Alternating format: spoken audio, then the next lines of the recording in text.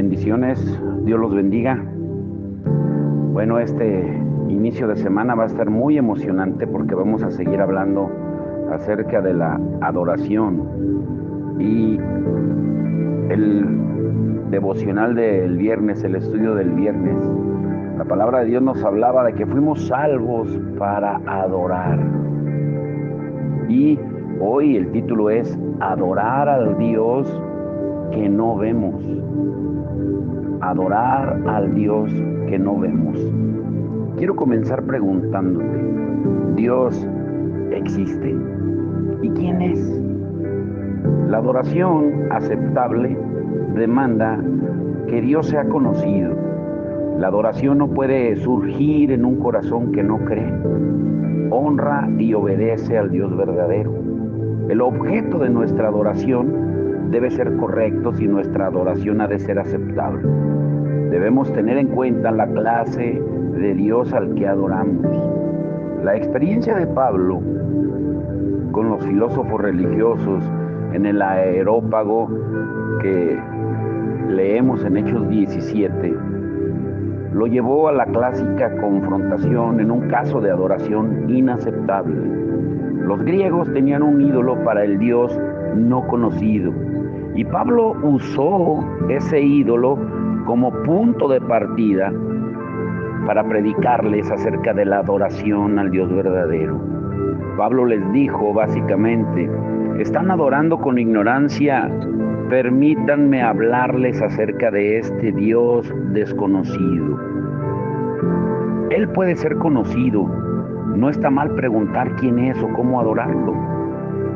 Dios se ha revelado tan claramente a nosotros en su palabra mediante su Hijo Jesucristo que el hombre no tiene excusa ni persiste en la incredulidad, si sigue con su idea de que Dios no existe. Entonces, la fe, y más específicamente la fe en Dios, de la forma en que se ha revelado a nosotros, es el requisito fundamental para la verdadera adoración. Hebreos 11:6 dice, pero sin fe es imposible agradar a Dios, porque es necesario que el que se acerca a Dios crea que Él existe y que recompensa a los que le buscan. Este versículo declara dos hechos sobre Dios, que existe y que es posible conocer algo de su naturaleza, lo cual sugiere que el verdadero adorador debe tener estas dos verdades presentes en su mente. La pregunta más grande de nuestro tiempo no es acerca del comunismo en contra del individualismo o el capitalismo, ni de Europa en contra de América, ni siquiera del Occidente contra el Oriente, sino es si el hombre puede asumir su vida sin Dios, si el hombre puede vivir su vida sin Dios. Yo estoy de acuerdo que la cuestión clave para todo el mundo es la real necesidad de Dios. Ahora, quiero preguntarte esto, ¿el hombre creó a Dios? Los escépticos, los que no creen en Dios, dicen simplemente que los cristianos inventamos a Dios. La religión, dicen ellos, ha ideado explicaciones sobrenaturales acerca de lo que los hombres no entienden, y ciertamente no hay una realidad sobrenatural, sino que Dios es una creación humana. Por ejemplo, Sigmund Freud, el que es considerado el padre de la psicología moderna, dijo que el hombre inventó a Dios. Y esto, por supuesto, se opone a lo que dice la palabra de Dios, a lo que dice la Biblia. Dios creó al hombre, pero Freud dice en su libro El futuro de una ilusión que debido a la urgente necesidad del hombre por tener seguridad, a los miedos tan enraizados que tienen y a que vive en un mundo amenazador en el que se tiene tan poco control sobre las circunstancias, el hombre inventó a Dios para satisfacer sus necesidades psicológicas. El hombre tiene la necesidad de tener un medio de apoyo invisible. Sin embargo, para ellos Dios solo existe en la imaginación del hombre. Esta idea fue engendrada en una mente corrupta y es completamente insostenible. Y aún hay un gran número de personas que la creen. Esto demuestra una visión simplista e ignorante sobre las religiones del mundo. Cuando el hombre se inventa un Dios, muy rara vez es un Dios salvador y libertador. Los dioses inventados por el hombre no le ofrecen apoyo psicológico, sino que son dioses opresores que deben ser aplacados continuamente. En la India, cuando una mujer lanza a su bebé al río Ganges con la esperanza de que se apacigüe la ira de algún dios, no ve a ese dios como alguien que la va a librar de sus problemas. En la India tienen más de 300 millones de ídolos, según dicen, imagínense, de todo hacen ídolo. Su dios es un ogro aterrador. Los dioses falsos son inventos del hombre y por lo tanto no son como el Dios verdadero. Y de ninguna manera estos niegan la realidad del Dios verdadero. El hombre no hizo a Dios. De hecho, si fuera por el hombre, el Dios de la Biblia no existiría. El hombre que no ha sido regenerado, que no ha nacido de nuevo, es un aspirante a asesino de Dios. Hace su mejor intento por eliminar a Dios. Inventa dioses falsos. Cree en ideas para afirmar que Dios está muerto. Plantea filosofías, estilos de vida que reafirmen que es tonta cualquier idea sobre un Dios.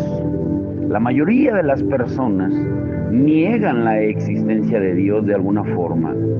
Muchos de los filósofos que son ateos son denominados como ateos pragmáticos. ¿Qué quiere decir? Que aunque no rechazan el concepto de Dios, viven como si no existiera. En Tito 1:16 describe a esas personas. Dice, dicen conocer a Dios, pero con sus acciones lo niegan. Son abominables, desobedientes e incapaces de hacer nada bueno. Esta ha sido la regla desde Adán y Eva, desde que pecaron. Inmediatamente después de pecar se escondieron de Dios, trataron de actuar como si Él no existiera. La humanidad ha seguido ese patrón a lo largo de la historia. En Romanos 1 nos dice que los hombres saben en su corazón que Dios existe. Romanos 1:19 dice, lo que se puede conocer acerca de Dios es evidente para ellos, pues Él mismo se lo ha revelado. Y en el versículo 20 dice, porque desde la creación del mundo, las cualidades invisibles de Dios, es decir, su eterno poder y su naturaleza divina, se perciben claramente a través de lo que Él creó. De modo que nadie tiene excusa. El versículo 21 dice, a pesar de haber conocido a Dios, y el verso 28 dice, además, como estimaron que no valía la pena tomar en cuenta el conocimiento de Dios. Freud estaba equivocado. El hombre no ha inventado a Dios. El hombre no desea incluir a Dios en su existencia. El hombre no regenerado desea que Dios salga de su vida. Si encontrara la forma de lograrlo, lo haría. Ahora, ¿cómo podemos estar seguros de Dios? La Biblia presenta, en lugar de probar, la existencia de Dios. La Escritura habla sobre Dios en el Salmo 90, verso 2. Dice, desde antes que nacieran los montes y que crearas la tierra y el mundo, desde los tiempos antiguos y hasta los tiempos postreros, tú eres Dios. Esa es la clásica afirmación doctrinal sobre Dios. Nos dice que es el único Dios. Tú eres Dios. Nos dice que es el Dios eterno, desde los tiempos antiguos y hasta los tiempos postreros. Tú eres Dios. Nos dice que es el Dios creador. Creaste la tierra y el mundo. Como cristianos, aceptamos una verdad fundamental. Dios existe. Y entonces todo lo demás adquiere sentido. Un ateo niega a Dios y tiene que aceptar explicaciones increíbles para todo lo demás. O sea, se necesita más fe para negar a Dios que para creer en Él. Los teólogos dan varios argumentos sobre la existencia de Dios, pero la lógica no puede probar su existencia, pero nos muestra claramente que hay más razones para creer en Dios que para no hacerlo. Una razón lógica para aceptar la existencia de Dios es el argumento teológico. Proviene de la palabra griega teleos, que significa resultado perfecto, final o terminal.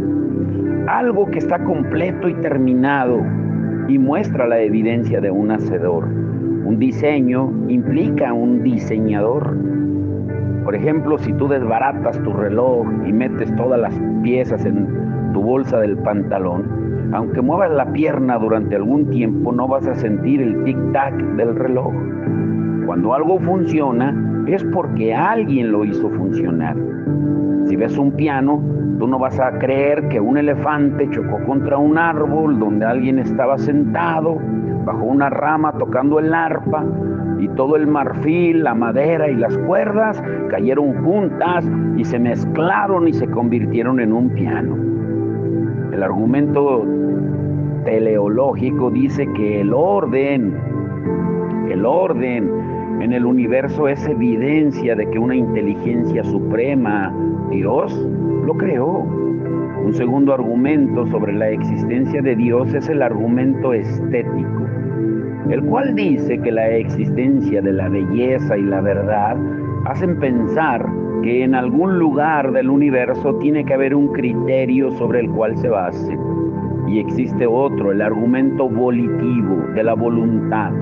Dice que como el hombre tiene que tomar un gran número de decisiones y tiene la capacidad de tomarlas de forma deliberada, debe haber una voluntad infinita en algún lugar y el mundo es la expresión de tal voluntad. Y está el argumento moral, que dice que el hecho de que sepamos que está bien y que está mal sugiere la necesidad de un criterio absoluto. Si algo está bien o mal, en algún lugar hay alguien que determina qué es qué. Y el argumento cosmológico es el de causa y efecto, el cual concluye que alguien hizo el universo porque cada efecto debe ser fácil de encontrar por una causa. La causa de la infinidad debe ser infinita. La causa de la eternidad debe ser eterna. La causa del poder debe ser omnipotente. La causa del espacio ilimitado debe ser omnipresente. La causa del conocimiento debe ser omnisciente. La causa de la personalidad debe ser personal. La causa del sentimiento debe ser emocional. La causa de la voluntad debe ser volitiva. La causa de los valores éticos debe ser moral. La causa de los valores espirituales debe ser espiritual. La causa de la belleza debe ser estética. La causa de la justicia debe ser santa. La causa de la justicia debe ser justa. Y la causa del amor debe ser amorosa. La causa de la vida debe ser viviente. El Salmo 14:1 y el Salmo 53:1 dicen: dice el necio en su corazón, no hay Dios. Solo un tonto podría rechazar la evidencia de la palabra de Dios, de que Dios existe. Pero no es suficiente simplemente con reconocer la existencia de un ser supremo, como algunos dicen. Por ejemplo, Albert Einstein reconoció una fuerza cósmica en el universo, pero pensó que Dios no se podía conocer. Pensó en Dios como una batería cósmica flotante, una fuente de corriente eléctrica de alta potencia que se liberó un día y por eso resultó el universo. Una conocida organización de autoayuda le dice a sus miembros: tienen que tener una relación con Dios de la forma en que ustedes lo perciban. Y eso es una locura. La forma en que perciba a Dios aparte de la revelación de Él en las Escrituras, no tiene nada que ver con quién es Él realmente. Entendamos esto, Dios es una persona. Dios no es solo una fuerza cósmica o una fuerza activa. Nuestros atributos de emoción, intelecto y voluntad no surgieron porque sí o de la nada. Dios nos hizo a su imagen. Él se ha revelado en la Biblia como una persona y ahí se usan títulos personales para describirlo. Se le llama Padre, es presentado como un pastor, se le llama hermano, amigo y consejero. La Escritura usa pronombres personales para referirse a Él. Y sabemos que Dios es una persona porque piensa, actúa, siente, habla y se comunica. Toda la evidencia que se encuentra en la creación y en las Escrituras indican que Él es una persona. Número 2, Dios es un ser espiritual. Dios es un espíritu. No existe en un cuerpo que pueda tocarse y verse como nuestros cuerpos. Jesús dijo que es fundamental comprender esto para ofrecer una adoración aceptable. En Juan 4:24 dice, Dios es espíritu y quienes lo adoran deben hacerlo en espíritu y en verdad. Dios no puede reducirse ni a una imagen física ni a un resumen teológico. Es un espíritu personal y debe ser adorado en la plenitud de la eternidad de su perpetua existencia. Isaías 40, del 18 al 26, explica mejor esto. Dice, ¿con quién compararán a Dios? ¿Con qué imagen lo representarán? Al ídolo, un escultor lo funde, un joyero lo enchapa en oro y le labra cadenas de plata. El que es muy pobre para ofrendar, escoge madera que no se pudra y busca un hábil artesano para hacer un ídolo que no se caiga. ¿Acaso no lo sabían ustedes? ¿No se habían enterado? ¿No se les dijo desde el principio? ¿No lo entendieron desde la fundación del mundo? Él reina sobre la bóveda de la tierra, cuyos habitantes son como langostas. Él extiende los cielos como un toldo y los despliega como una carpa para ser habitada. Él anula a los poderosos y a nada reduce a los gobernantes de este mundo. Escasamente han sido plantados, apenas han sido sembrados, apenas echan raíces en la tierra, cuando Él sopla sobre ellos y se marchitan, y el huracán los arrasa como paja. ¿Con quién entonces me compararán ustedes? Dice Dios. ¿Quién es igual a mí? Dice el Santo. Alcen los ojos y miren a los cielos. ¿Quién ha creado todo esto? El que ordena la multitud de estrellas una por una y llama a cada una por su nombre. Es tan grande su poder y tan poderosa su fuerza que no falta ninguna de ellas. En otras palabras, si tratas de reducir a Dios a algo distinto, a un espíritu, algo que pueda verse o tocarse como las imágenes, ¿qué va a hacer para representarlo? ¿Puede hacer un dibujo de Él? ¿Puedes tallar una imagen de Él? ¿Puedes fundir plata y hacer una estatua de Él? ¿Qué vas a hacer para que se parezca a Él? ¿Con qué lo vas a comparar? ¿Cómo puedes representar adecuadamente a Dios por medio de un ídolo o una imagen? No puedes. Es el Dios del universo, así que no puede ser tallado en una pieza de madera o de metal o de bronce o de oro, del metal que fuera. Debemos tener cuidado de no pensar en Dios en términos humanos. Números 23:19 dice, Dios no es un simple mortal para mentir y cambiar de parecer. ¿Acaso no cumple lo que promete, ni lleva a cabo lo que dice? Cuando la Biblia habla de los ojos de Dios o de su brazo y de otras figuras, está usando lo que llamamos antropoformismos. ¿Qué quiere decir? Que esta es una palabra que proviene de dos palabras griegas. Antropos, que significa hombre, y morphae, cuerpo. Un antropoformismo habla de Dios en términos humanos para permitirnos comprender mejor el concepto. La Biblia usa tales descripciones visuales para adaptarse a nuestro limitado entendimiento, y debemos tener cuidado de no empeñarnos en interpretarlas de forma muy literal. Dios no es como un hombre. La Biblia habla de las alas de Dios que cubren a sus hijos, pero no quiere decir que Dios sea un pájaro. Primera de Timoteo 1:17 habla de Él como el Dios invisible. Juan 1:18 dice: a Dios nadie lo ha visto nunca. Nunca ningún hombre verá a Dios. Dios se dio a conocer a los israelitas en el Antiguo Testamento mediante una columna de luz y una columna de fuego, y por medio de la gloria, la Shekinah, en el templo.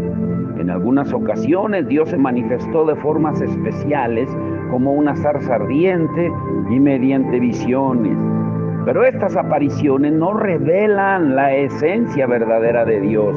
Él es espíritu. Número 3, Dios es único. Deuteronomio 6:4 fue la clave de la revelación de Dios mismo en el Antiguo Testamento. Escucha, Israel, el Señor nuestro Dios es el único Señor.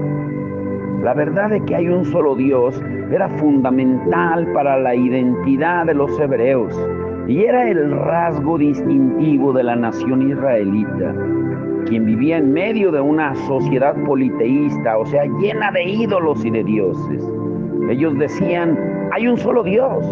Aunque los israelitas habían vivido entre los egipcios, cuyos múltiples dioses eran llevados a extremos absurdos, se habían aferrado a su fe en Jehová como el verdadero Dios, quien se reveló a ellos como el único Dios.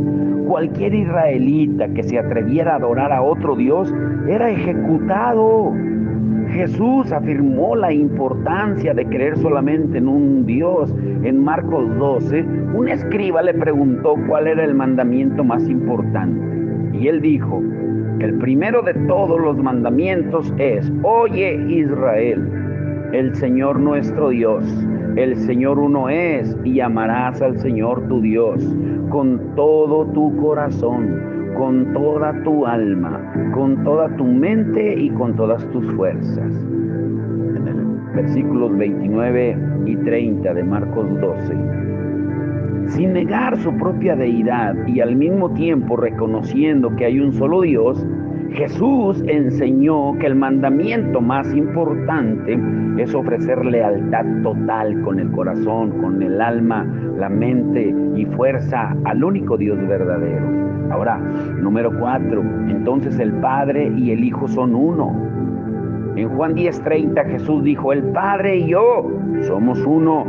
Esta es una declaración de igualdad con Dios y al mismo tiempo es una reafirmación de que hay un solo Dios. Pablo hizo énfasis en la unidad y la igualdad del Padre y el Hijo en su primera carta a los Corintios, quienes estaban viviendo en medio de una sociedad pagana. Los ídolos estaban en todas partes de la ciudad y quienes los adoraban les llevaban ofrendas de comida. Los sacerdotes de los templos de los ídolos manejaban los mercados de comida y vendían la comida que quedaba de lo que se había ofrecido a los ídolos. Y algunos creyentes la compraban, tal vez porque la conseguían a mejor precio que la comida de los mercados convencionales. Otros cristianos estaban preocupados por quienes comían los alimentos que habían sido ofrecidos a los ídolos. Podían aceptar una invitación a cenar y después rehusarse a comer si averiguaban que la comida provenía de las ofrendas a los ídolos. Y esto estaba causando serios problemas en la comunidad. Y por eso Pablo escribió en 1 Corintios 8 para decirles cómo resolver el problema. El versículo 4 resume su enseñanza, de modo que en cuanto a comer a lo sacrificado a los ídolos, sabemos que un ídolo no es absolutamente nada y que hay un solo Dios. Un ídolo no es nada. Si la comida ofrecida a los ídolos es la mejor oferta del pueblo, tómela, cómala. Eso no va a marcar una diferencia significativa espiritualmente. Un ídolo no es nada y no hay más que un Dios. Y Pablo continúa diciendo en 1 Corintios 8, el versículo 5 y 6, pues aunque haya los así llamados dioses, con D minúscula, ya sea en el cielo o en la tierra, y por cierto que hay muchos dioses y muchos señores, para nosotros no hay más que un solo Dios, el Padre, de quien todo procede y para el cual vivimos. Y no hay más que un solo Señor, es decir, Jesucristo, por quien todo existe y por medio del cual vivimos. ¿Cómo es que todas las cosas son por Dios el Padre y todas las cosas son por el Señor Jesús? Y nosotros existimos mediante Dios y mediante el Señor Jesús. A primera vista pareciera una contradicción, pero Pablo nos enseña claramente que Dios el Padre y el Señor Jesucristo son uno. Y es otra afirmación de la absoluta deidad de Jesucristo, sin dividirlo por partes. Ahora, número 5, el Padre y el Espíritu son uno. El Espíritu Santo también se llama Dios. Pedro le dijo a Ananías y a Zafira cuando mintieron: ¿cómo es posible que Satanás haya llenado tu corazón para que le mintieras al Espíritu Santo y te quedaras con parte del dinero que recibiste por el terreno? En Hechos 5:3. Y después, en el versículo siguiente, le explica con más detalle: no has mentido a los hombres, sino a Dios. Si mentirle al Espíritu Santo implica mentirle a Dios, quiere decir que el Espíritu Santo es, de hecho, Dios. En 1 Corintios 3:16 dice: no saben que ustedes son templo de Dios. Y como prueba agrega: el Espíritu de Dios habita en ustedes. En el capítulo 6 de 1 Corintios, el argumento va aún más allá. El versículo 19 dice: porque el templo de Dios, el cual sois vosotros, santo es. Y en 1 Corintios 6:20 agrega la exhortación: glorificad pues a Dios en vuestro cuerpo. Esto identifica al Espíritu Santo con Dios a lo largo de docenas de otros versículos. Es más, la enseñanza completa del Nuevo Testamento subraya esta verdad. El Espíritu Santo es Dios. Número 6, Dios es una Trinidad. ¿Cómo podemos conciliar el hecho de que la Escritura enseña que el Padre es Dios, que Jesús es Dios y el Espíritu Santo es Dios y que hay un solo Dios? Esto es lo que confunde a las sectas, porque ellos no entienden la doctrina de la Trinidad. Todas estas verdades se enseñan claramente en la Escritura en repetidas ocasiones. La forma más sencilla de concebir la Trinidad es leer la Biblia de principio a fin. La palabra para Dios en Génesis 1 es Elohim, la cual está en plural. La terminación im de un sustantivo en hebreo es como la es en español. Las palabras iniciales de Génesis podrían traducirse como el en el principio, los dioses creó. O sea, el sustantivo está en plural, pero es un concepto en singular. El verbo que le sigue está en singular. La bendición que Dios le dio a Moisés para que usaran los sacerdotes hace alusión a la Trinidad. Debían invocar 3 veces el nombre del Señor en Números 6:24 al 26. Lo registra así: Jehová te bendiga y te guarde. Jehová haga resplandecer su rostro sobre ti y tenga misericordia. Jehová alce sobre ti su rostro y ponga en ti paz. Las tres menciones al Señor sugieren la Trinidad. Los serafines que Isaías vio y describió en Isaías 6, ellos adoraban y decían entre sí: Santo, Santo, Santo. En Isaías 6:3, de nuevo, parecen hacer alusión a la naturaleza trina, de tres, de Dios. La referencia más clara respecto a la Trinidad en el Antiguo Testamento es Isaías 48:16, un versículo profético citado posteriormente por Jesucristo y presenta a los tres miembros de la deidad juntos en un versículo. Dice: y ahora me envió Jehová el Señor, su Espíritu. En repetidas ocasiones, el Nuevo Testamento se refiere en un mismo pasaje y en un mismo nivel al Padre, al Hijo y al Espíritu Santo. En Mateo 3:17 se nos dice que mientras Jesús era bautizado, el Espíritu Santo descendió como una paloma y el Padre dijo: este es mi Hijo amado, estoy muy complacido con él. En Juan 14:16 y 17, Jesús dice: y yo le pediré al Padre, y Él les dará otro consolador para que los acompañe siempre, el Espíritu de verdad. Jesús les dijo a los discípulos que bautizaran en el nombre del Padre, del Hijo y del Espíritu Santo en Mateo 28:19. En 1 Corintios 12, del 4 al 6, el apóstol Pablo dice: ahora bien, hay diversos dones, pero un mismo Espíritu. Hay diversas maneras de servir, pero un mismo Señor. Hay diversas funciones, pero es un mismo Dios el que hace todas las cosas en todos. Y el versículo final de 2 de Corintios dice, 2 de Corintios 13:14, que la gracia del Señor Jesucristo, el amor de Dios y la comunión del Espíritu Santo sean con todos ustedes. En 1 de Pedro 1:2 dice que los creyentes son escogidos según la previsión de Dios el Padre mediante la obra santificadora del Espíritu, para obedecer a Jesucristo y ser redimidos por su sangre. Que abunden en ustedes la gracia y la paz. Dios es uno, pero es tres.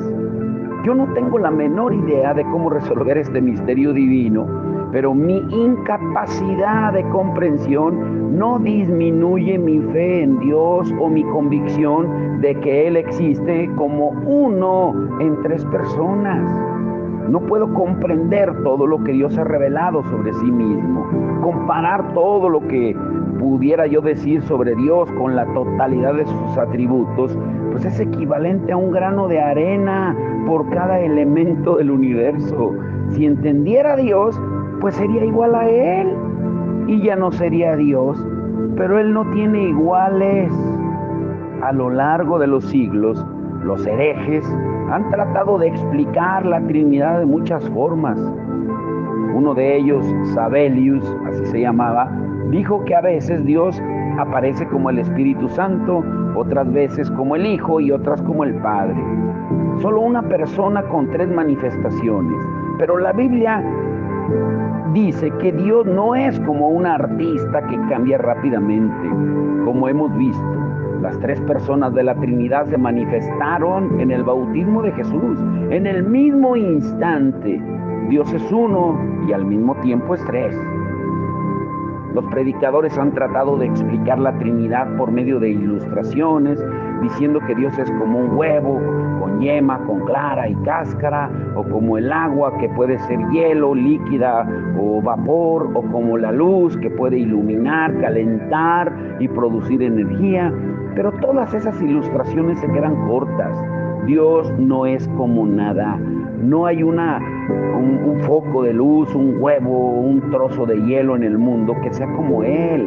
La Trinidad es una de estas verdades muy maravillosas para la mente humana. Y solo puede frustrar a aquellos que lo buscan de forma intelectual o a través de imágenes hechas por el hombre. Dios nos ha permitido conocer un pedacito de Él, pero no podemos esperar comprenderlo en su plenitud. Debemos creer en Él de forma sencilla y confiada. Y por último, Dios existe y podemos conocerlo. La adoración verdadera tiene como objetivo al único Dios, como vimos y como hemos estudiado desde la semana pasada. La adoración, sin importar cuán hermosa, consecuente o bien intencionada sea, es inaceptable si está dirigida a un Dios falso, a una imagen hecha por el hombre, a algo que el hombre ha creado. No hay necesidad de levantar un altar al Dios desconocido, porque Dios se ha dado a conocer, se ha revelado a nosotros, específicamente en su palabra. Es una persona y podemos conocerlo de forma personal. Es un espíritu y podemos conocerlo en el sentido espiritual más profundamente. Es uno y no hay competencia entre él y otros dioses. Es una trinidad y trabaja como uno para nuestro bien. Y es galardonador de aquellos que se le acercan con fe. Llévate esto en tu corazón. Si nuestra adoración va a ser significativa, debe ser aceptable. Debemos buscar ver a Dios de la forma en que Él se ha revelado a nosotros. Un conocimiento íntimo de la persona de Dios es, tal vez, la mayor motivación para una adoración verdadera, rebosante y para toda la vida. Cuando empezamos a conocer a Dios como realmente es, nuestra respuesta es enaltecerlo, darle la gloria por quien es y lo que hace por nosotros. Mañana estará muy interesante, no les doy ningún adelanto. Quiero tenerlos con esa hambre, con esa expectativa de lo que Dios nos habla diariamente a través de su palabra, de este maná precioso, delicioso que son las Escrituras. Pero vamos a orar. Padre, en el nombre de Jesús te damos gracias. Gracias por revelarnos, Señor, que a ti se te adora en espíritu y en verdad, Señor, y que no podemos ser como aquellos sabios del Areópago en Hechos 17, adorar al Dios desconocido. Nosotros adoramos al Dios que no vemos porque es espíritu y es verdad. Adoramos a un Dios que existe y sabemos quién es porque tu palabra lo revela, Señor. Hoy te rogamos que cada uno de nosotros podamos entender que adorar al Padre, adorar al Hijo, adorar al Espíritu Santo no es causar división, no es como algunos dicen, no es que debemos de adorar solo a Jehová, no es que debemos de adorar solo a Jesús, no es que debemos de adorar solo al Espíritu Santo, es a los tres, porque al hacerlo al uno le hacemos a los tres la misma exaltación y gloria y honor a su nombre. Señor, que esta verdad eterna e infinita penetre hoy en nuestro corazón y que nos demos cuenta que no podemos fabricarnos ídolos ni en la mente ni en el corazón. Y a veces levantamos ídolos, no de metal, de bronce, de madera, o una imagen donde nos arrodillemos y le rindamos pleitesía o los veneremos, como dicen las tradiciones religiosas, y que le prenden veladoras. Pero podemos hacerlo de otra manera, levantando ídolos materiales, personales, ambiciones, la avaricia, la codicia, la lujuria, la ira, la contienda, el pleito. Mientras no derribemos esos ídolos en nuestro corazón, seguiremos igual.